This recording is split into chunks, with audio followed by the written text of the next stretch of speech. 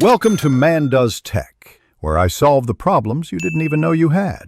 In this video, I will explain how to use a chart catalog in voyage planning. First, understand that a chart catalog is an essential tool for any mariner.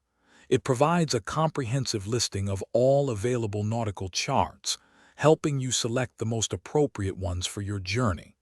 Each entry typically includes the chart number, its scale, and the geographical area it covers. Always ensure you are using the most current edition to guarantee the accuracy of your planning.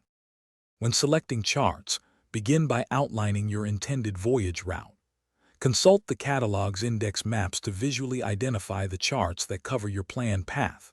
For navigating coastal areas, harbors, or confined waters, always opt for large-scale charts, typically 1 to 50,000 or larger, as they offer greater detail. Conversely, for open ocean passages, smaller scale charts, such as 1 to 500,000, are generally sufficient and more practical. Once you've identified potential charts, delve into the specific information provided for each. Crucially, note the chart's publication date and any listed updates, as these indicate its currency.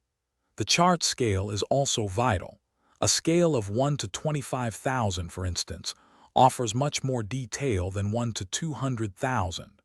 Always confirm the edition number to ensure you are using the most up-to-date version available for your voyage. Maintaining the currency of your charts is paramount for safe navigation. Regularly consult official publications like notices to mariners for any corrections or new information affecting your charts. It is crucial to apply these updates promptly. For electronic chart systems, ensure both the software and chart data are frequently updated.